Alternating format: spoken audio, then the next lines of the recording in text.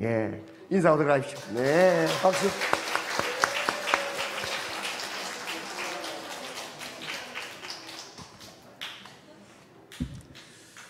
여러분, 자식이 부모에게 짓는 가장 큰 죄가 무엇일까요?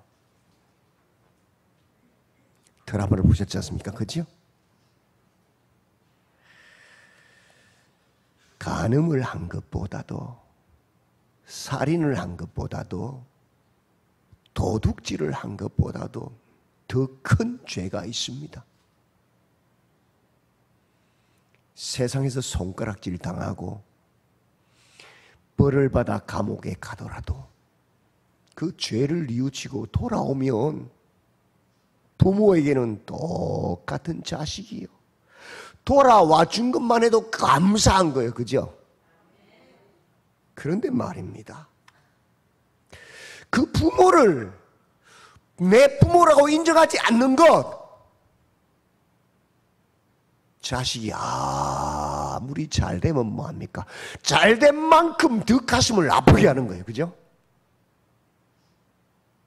부모를 부모로 인정하지 않는 것보다 더 큰 죄는 없습니다. 부모에게. 그렇다면 천지 만물을 창조하신 조물주, 이 창조주 하나님에게 가장 큰 인간이 짓는 죄가 무엇이냐?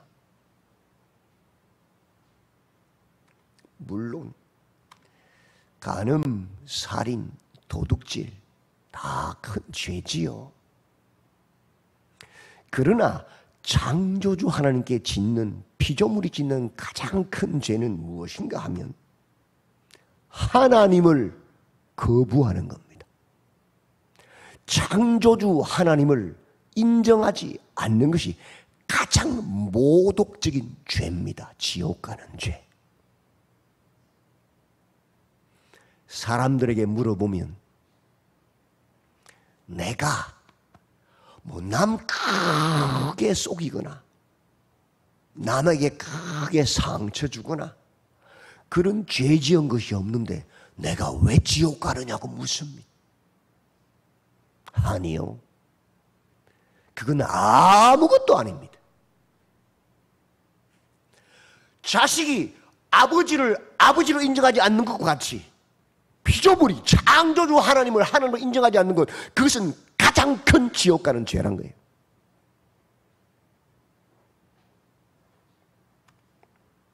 하나님의 말씀인 성경은 우리에게 말씀합니다. 태초에 하나님이 천지를 창조하셨다라고. 생각해 보십시오. 연필 한 자루가 저절로 생깁니까? 천둥치고 번개쳐서 연필이 만들어졌다는 소리 들어본 적 있습니까? 없지요. 예전에는 숯을 가지고, 불에 타다만 숯을 가지고 글을 썼어요. 손에 묻지요. 불편하지요. 먹을 만들어서, 붓을 만들어서 개발해서 글을 썼어요. 그것도 불편하지요. 물이 필요하고 벼루가 필요하잖아요. 그래서 또 머리를 써서 만든 게 연필이고 또 머리를 써서 만든 게 볼펜입니다. 이 연필 한 자루가 나오는데도 몇천 년이 걸렸어요. 수많은 사람들이 고민해서 만들어낸 거예요. 별거 아닌 것 같지만 결코 저절로 생긴 건 아닙니다. 여름에 우리 국수 좋아하잖아요. 국수 한 그릇도 저절로 생깁니까? 여러분 주부들을 보십시오. 얼마나 고되게 하는지. 삶아야죠. 국물 내야 되죠. 그죠? 씻어야 되죠. 절대로 저절로 자연스럽게 나온 것은 없습니다. 볼펜 한 자루도. 저는 컴퓨터를 전공했습니다만 반도체는 어떻습니까? 자동차는요, 비행기는요, 우주선은요, 그건 말할 것도 없습니다. 특별히 뛰어난 머리를 가진 사람들이 연구하고 그것도 수천 년에 걸쳐서 연구해서 만들어진 것입니다. 그렇다면 이런 자가용을, 반도체를, 우주선을 만들어내는 이 사람은 누가 만들어냈습니까? 컴퓨터나 우주선도 저절로 생길 수 없는데 그것을 만들어내는 사람은 누가 만들었냐는 거예요.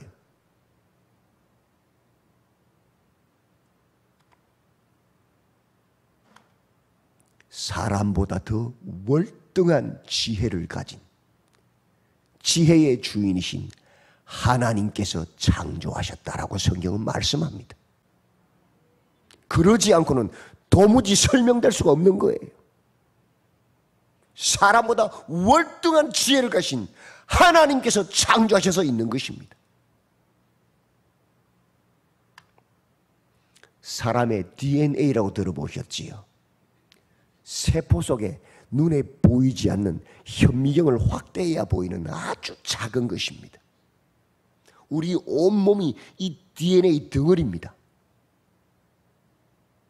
이 눈에도 보이지 않는 현미경으로 확대해야 겨우 볼 수 있는 이 DNA 속에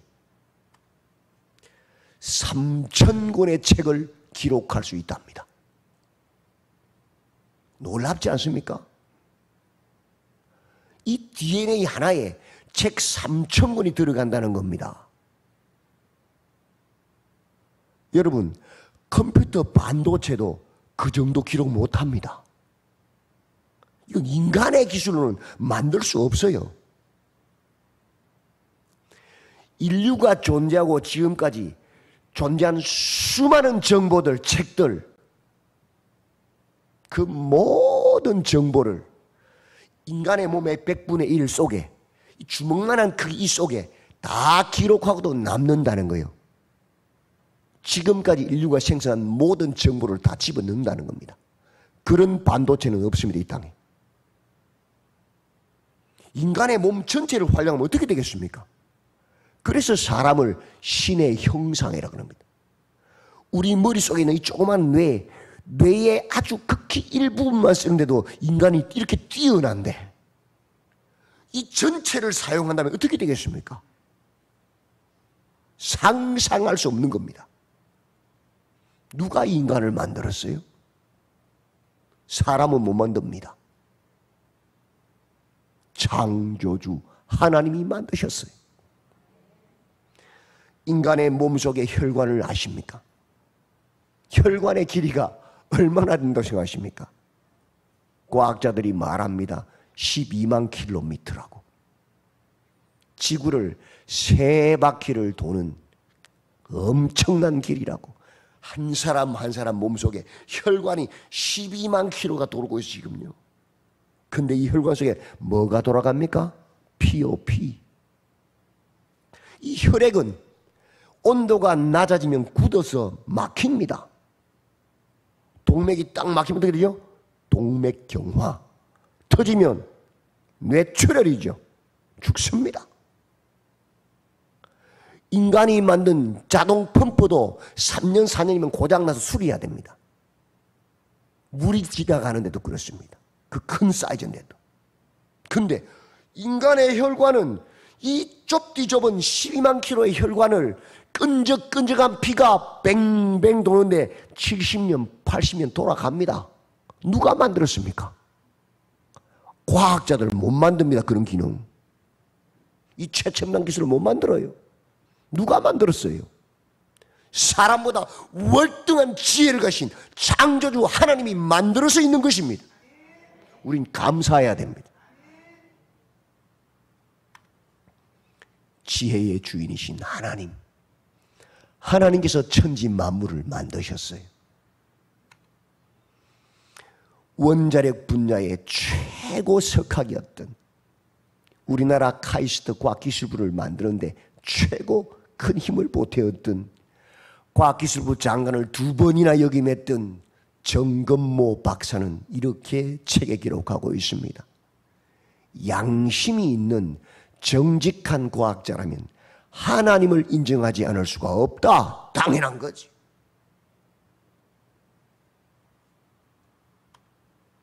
태초에 하나님이 천지를 창조하셨습니다. 하늘과 땅만 만들었습니까? 우주만 만들었습니까? 나무와 들판, 바다와 육지도 만들었습니다. 우리가 풍성한 삶을 살 수 있도록 가장 아름다운 모습으로 만드셨습니다. 하나님께서. 그런데 인간이 죄를 지었습니다. 하나님을 떠난 것이 문제입니다. 인간이 하나님을 떠나 탐욕으로 간음하고 살인하고 도둑질하고 비방하고 거짓말하고 폭력을 행사하고 미워하고 다투고 시기하고 질투하고 음란과 뇌물과 도박과 부정부패와 악한 생각들로 가득 차버렸습니다. 그래서 세상이 악하고 악해진 것입니다. 입만 열면 아이고 죽겠네, 아이고 죽겠네 그러는 겁니다. 그래서 성경은 말씀합니다. 모든 사람이 죄를 범하였음에 하나님의 영광에 이르지 못했다고. 그 죄의 결과로 인간은 슬퍼하고 병들고 고통하다가 죽습니다. 그것이 죄의 결과입니다. 하나님을 떠난 결과입니다. 그런데 그것이 끝이 아닙니다. 죄의 삭은 사망이지만 그 후에는 심판이 있다는 것입니다. 이것이 더 무서운 것입니다.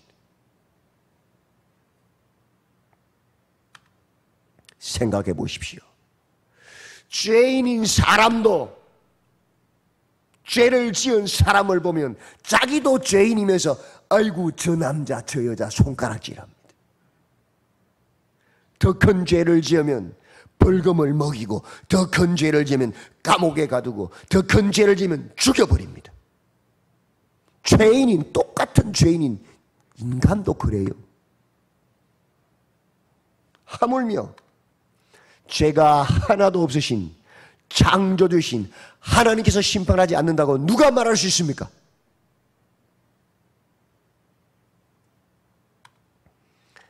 번개가 치고 천둥이 치면 아무리 말 안 해도 안 가르쳐줘도 아이고 하나님 그러지요. 왜 그렇습니까? 우리 심령 속에 알고 있는 겁니다. 하나님의 심판이 있음을. 절에 중들도 아이고 부처님 안 그래요. 아이고 하나님 그래요. 왜? 하나님의 심판이 있음을 다 알고 있어요.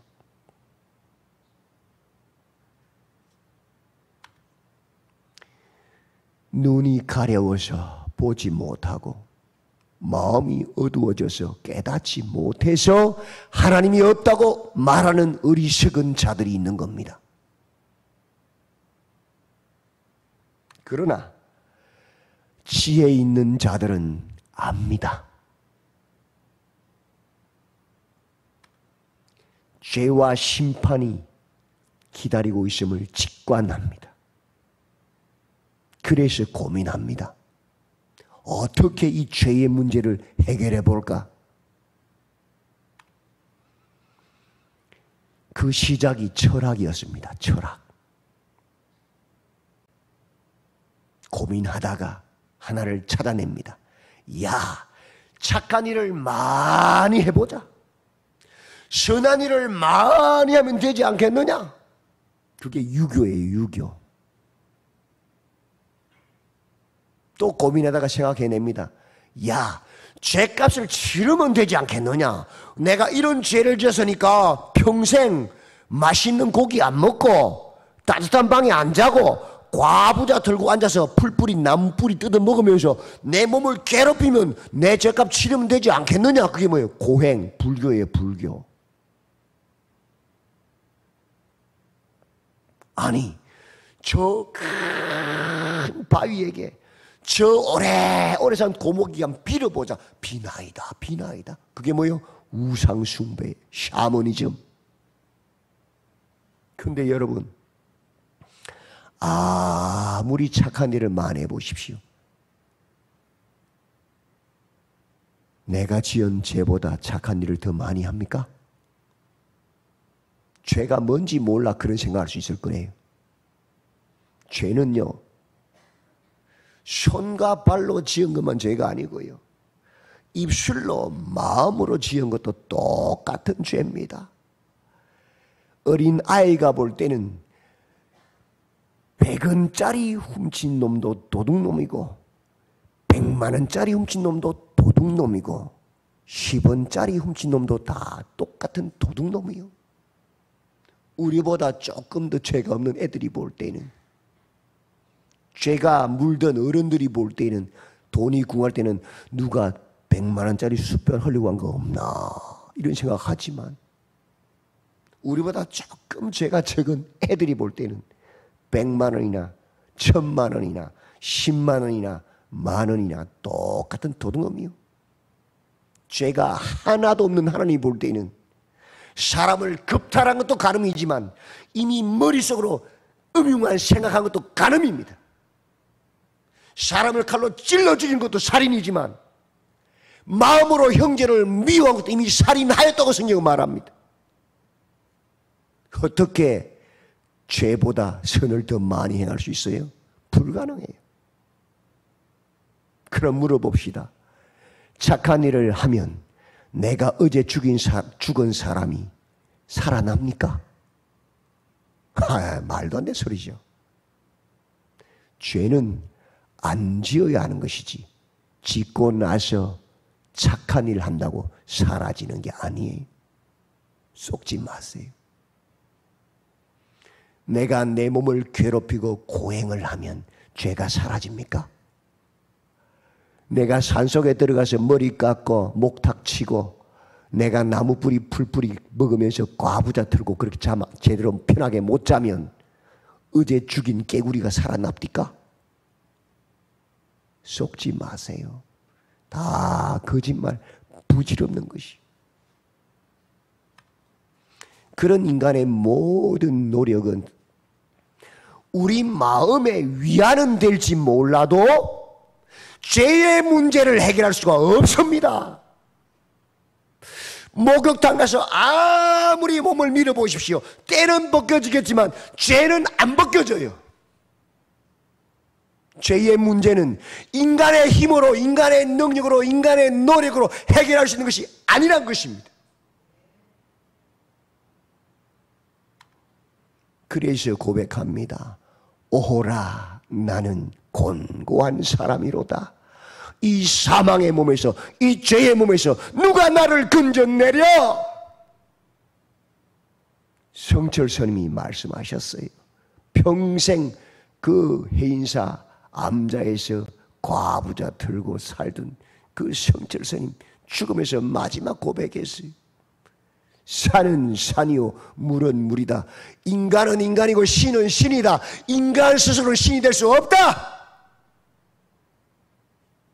그래서 그나마 진실한 고백하고 지옥으로 간 거예요. 나는 영원한 극락 지옥으로 떨어진다고 말했잖아요. 스스로. 맞아요. 평생 사람을 속이고 살았거든.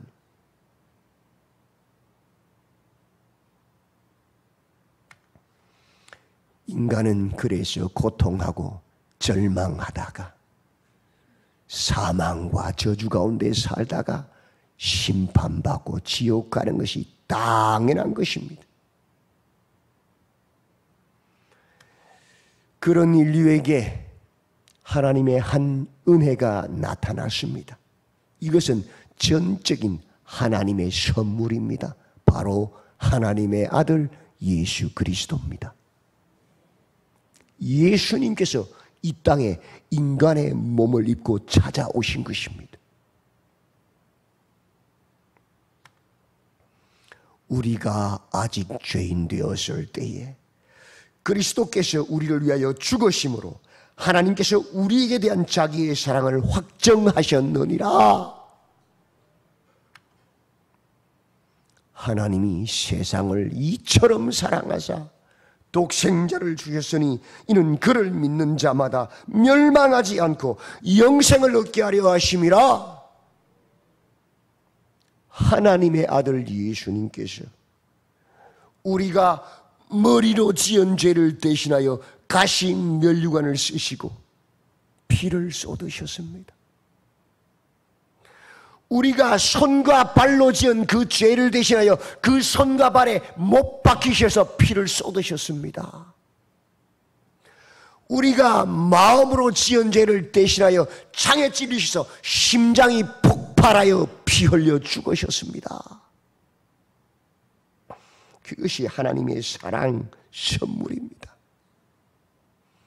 그 하나님의 아들 예수님의 가치는 우리 모든 인류의 죄보다 큽니다. 그래서 우리가 그 예수 하나님의 아들을 믿음으로 죄 사함을 받고 구원을 받습니다. 생각해 보십시오. 아들, 딸들이 있으시지요? 우리 아들 목숨하고 내가 연필 1000자루 줄 테니까 바꾸자 그러시면 바꾸시겠습니까? 기분 나쁘죠? 요즘 소값이 비싼데 소 1000마리 줄 테니까 한번 바꾸실랍니까? 바꾸시겠습니까? 뺨닭이 맞습니다. 그죠? 어디 감히 소 1000마리랑 우리 아들 목숨을 논할 수 있냐? 기분 나쁘다 맞죠? 왜 그렇습니까?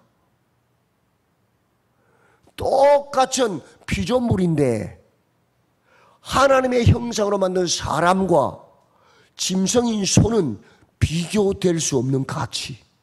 비교하면 기분 나쁜 거예요. 수천 마리, 수억 마리 소를 줘도 우리 아들 목숨하고는 비교할 수 있는 게 아니에요. 맞지요? 피조물인 우리가 만든 피조물, 연필을 수만 자루 갖다 줘도 우리 아들 목숨하고는 비교할 수 있는 게 아니에요. 그 비교 가치가 안 되는 거예요. 하물며 피조물이 아닌 창조주신 하나님의 외아들 독생자 예수님의 가치와 피조물인 모든 사람의 가치는 비교될 수 있어요, 없어요? 비교될 수가 없는 거예요, 이건. 그래서 그 하나님의 아들 예수님의 십자가의 죽으심의 가치는 이 세상을 살다간 모든 사람들의 죄의 가치와 비교될 수 없는 높은 월등한 가치를 가지고 있다는 겁니다.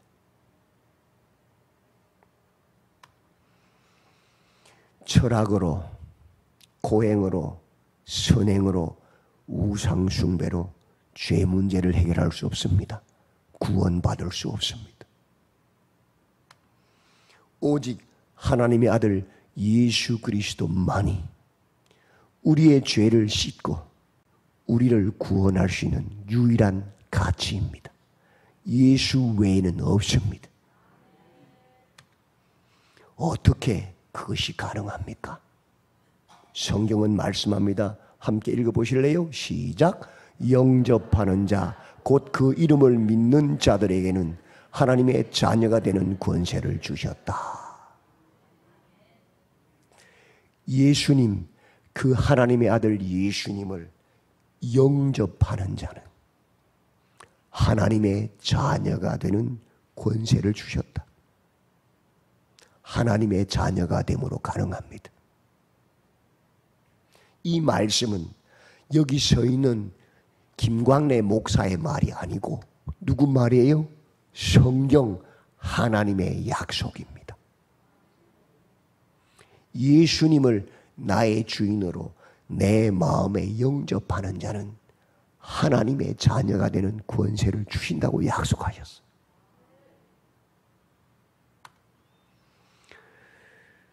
어떤 한 살인범이 있었습니다. 열차를 타고 가다가 아주 잔악한 방법으로 사람들을 찔러 죽인 살인범입니다.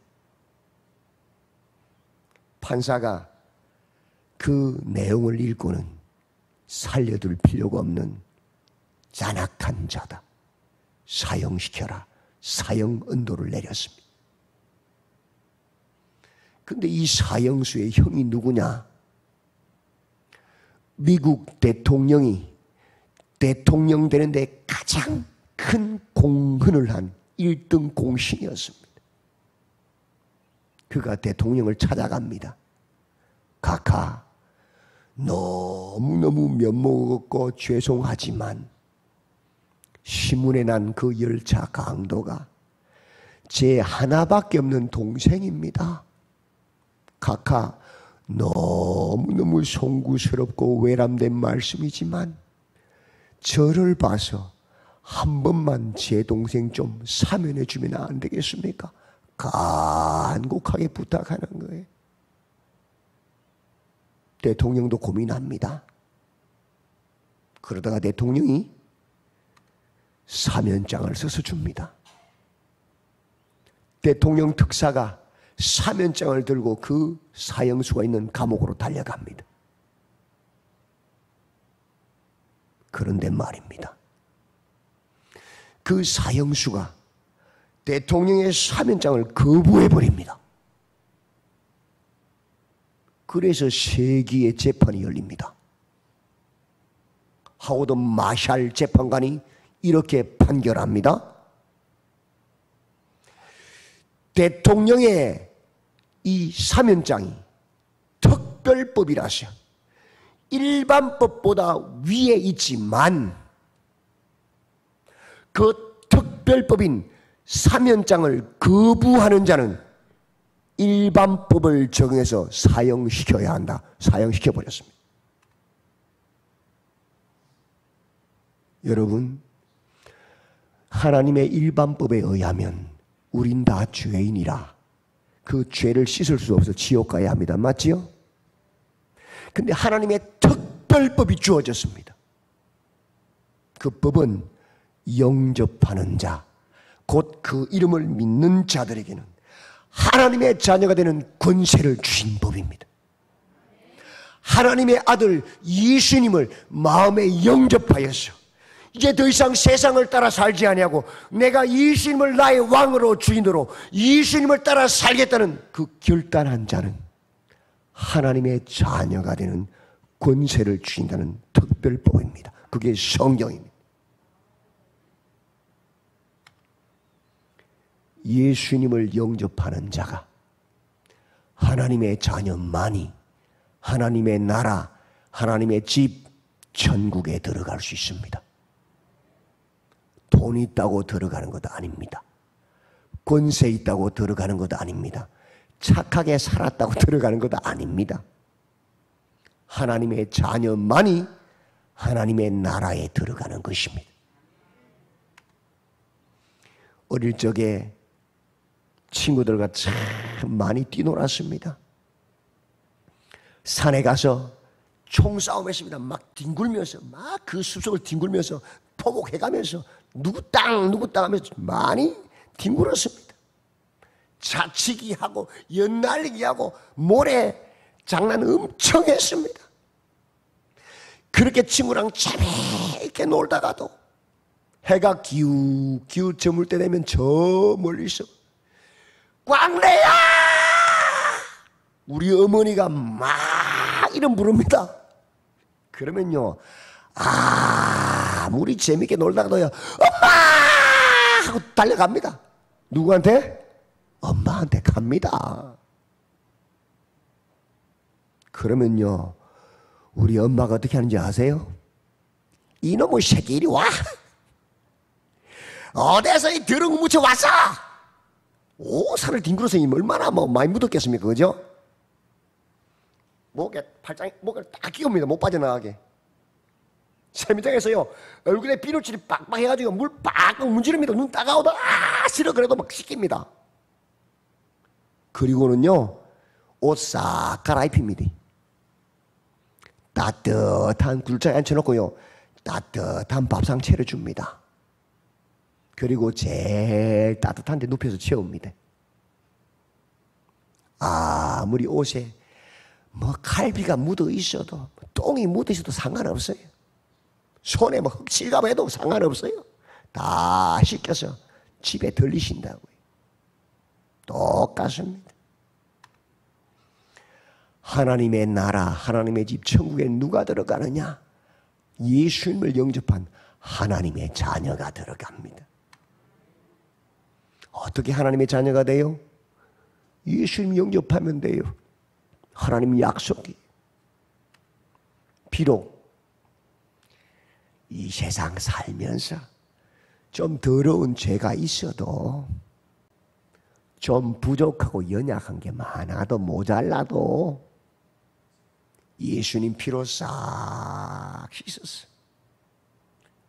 하나님의 자녀 하얀 옷 입혀서 하나님 나라에 들어가게 하십니다. 그게 성경 말씀이에요.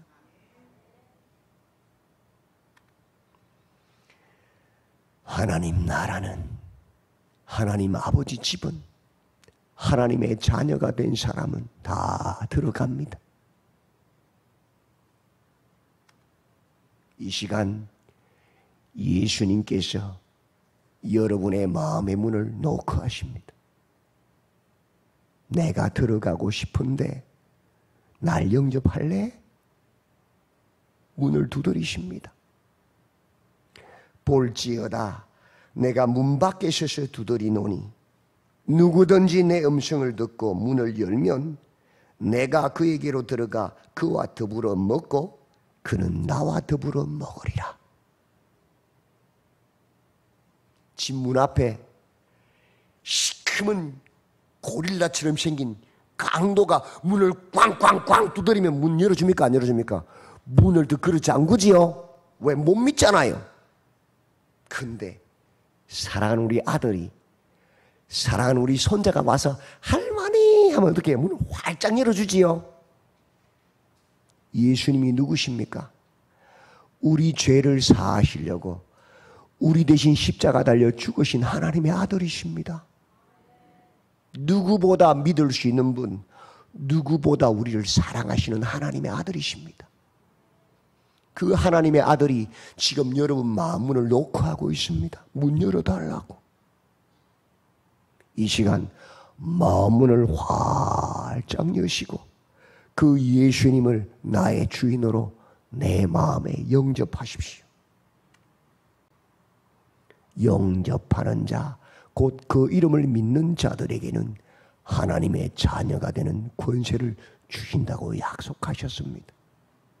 이 시간 마음 문을 열고 예수님을 영접하기를 원합니다. 하나님의 아들의 가치는 온 인류의 죄를 대속하고도 남는 가치입니다. 예수님을 영접하는 것은 어렵지 않습니다. 두 눈을 감으십시오.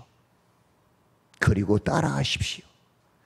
입술로 한 절 한 절 따라하시든지 마음속으로 한 절 한 절 따라하시든지 예수님을 내 마음에 이제 나의 주인으로 영접하면 됩니다. 기도하시겠습니다. 예수님, 나는 죄인입니다. 지금까지는 내가 괜찮은 줄 생각했습니다. 남 해롭게 안 하고 큰 죄 안 지으면 지옥 안 가는 줄 알았습니다. 그러나 이제는 성경 말씀을 통해 그것이 문제가 아니라는 것을 깨달았습니다. 가장 큰 죄는 하나님 아버지를 하나님 아버지로 인정하지 않는 그것이 가장 큰 죄임을 깨달았습니다. 예수님, 나는 죄인입니다. 예수님께서 내 죄를 대신하여 십자가에 죽으시고 내 죄를 사하여 주셨습니다. 이제는 예수님을 나의 주인으로 내 마음에 모십니다. 예수님, 이제는 내 마음속에 들어오셔서 나의 주인이 되어 주십시오. 이제는 예수님만 믿고 따르겠습니다. 예수님의 이름으로 기도드립니다. 아멘. 기도하겠습니다. 하나님, 하나님께서 기록된 생명의 말씀이 성경에 예수님을 영접하는 자는 하나님의 자녀가 되는 권세를 주신다고 하셨습니다. 이제 예수님을 믿음으로 예수님을 마음에 모셔드렸습니다. 지금까지는 내가 주인이었고 내 마음대로 내가 살았지만 이제는 예수님을 나의 주인으로 내 마음에 모시고 예수님의 말씀을 따라 살기로 결단했습니다. 이제는 예수님을 모신 하나님의 자녀가 되었습니다. 감사합니다. 감사합니다. 예수님의 이름으로 기도드립니다. 아멘. 같이 읽어볼까요? 영접하는 자, 곧 그 이름을 믿는 자들에게는 하나님의 자녀가 되는 권세를 주셨으니. 예수님 영접했어요? 그럼 뭐가 됐어요 이제? 하나님의 자녀가 됐어요. 완전히 바뀐 거예요. 새 사람이 된 거예요.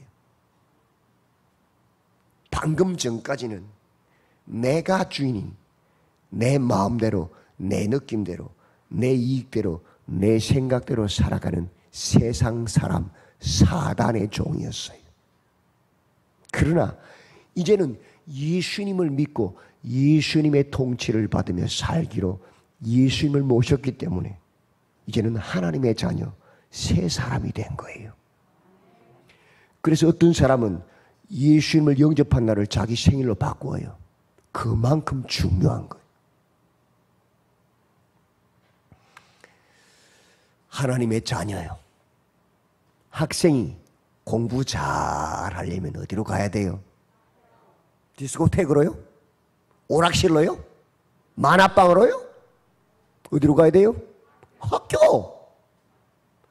학생은 학교만 잘 가도 딴짓 안 해도 공부 잘하게 돼 있어요. 그죠? 문제는 딴짓하니까 문제지. 그죠?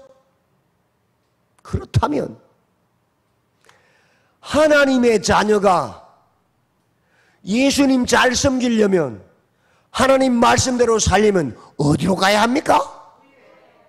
그래요. 교회요. 디스코텍이 아니고 슈퍼마켓이 아니고 어디요? 교회요. 교회. 당연한 거예요.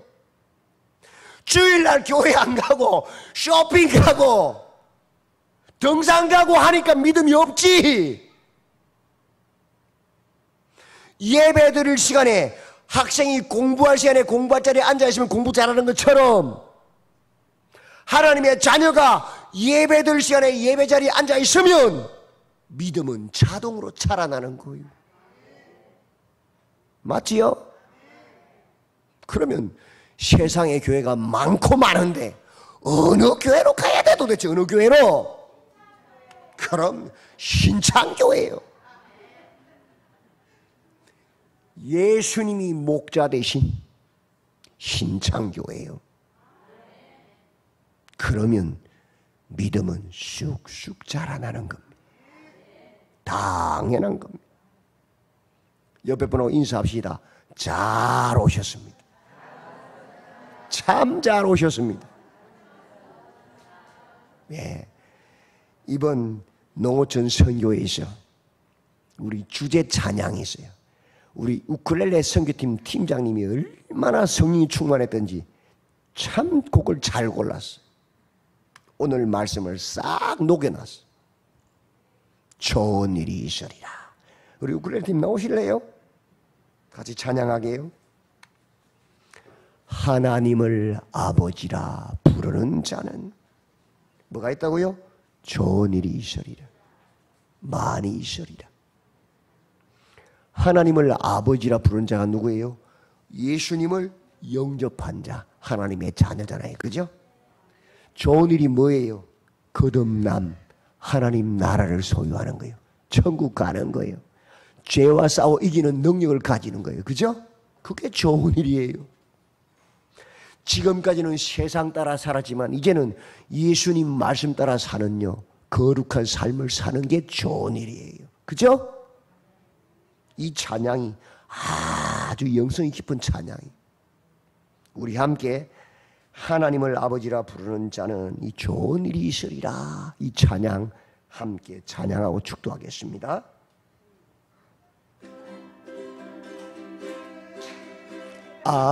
아버지라 부르는 자는 앞으로 사세요. 좋은 일이 있으리라 많이 있으리라. 우리 서로 뜨겁게 사랑하면은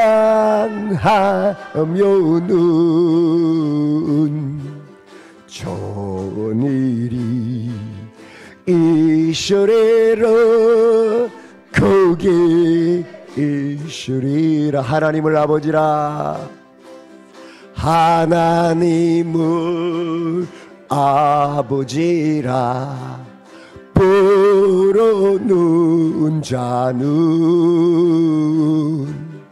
좋은 일이 있으리라 많이 있으리라. 우리 서로 뜨겁게 사랑하면은 좋은 일이 있으리라 거기 있으리라.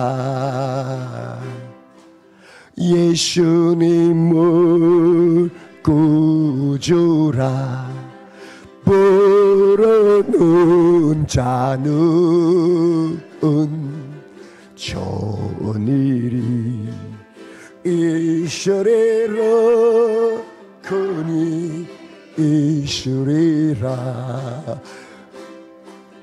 우리 서로 뜨겁게 사랑하면은 좋은 일이 있으리라 막이 있으리라. 성령님의 인도를 구하는 자는 좋은 일이 있으리라 많이 있으리라. 우리 서로 뜨겁게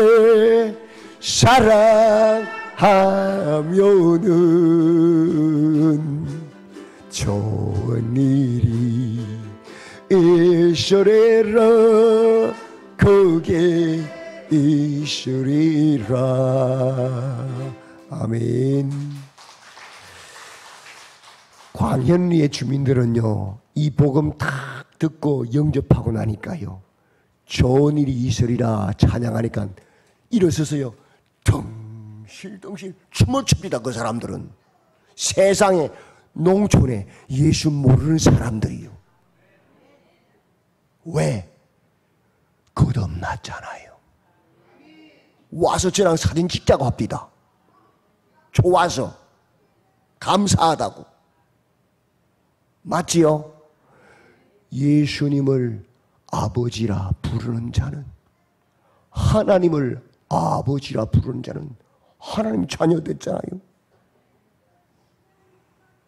아무리 선을 행해도 아무리 고행을 해도 아무리 우상에게 절을 해도 안 되는 거 복음 한마디에 해결됐잖아요. 구원받았잖아요. 하나님 나라 들어가잖아요. 새 세상이 열렸잖아요. 어떤 상황, 어떤 형편에도 하나님을 아버지라고 예수님만 나의 주인이라고 고백하시기를 바랍니다. 좋은 일이 있습니다. 기도합시다.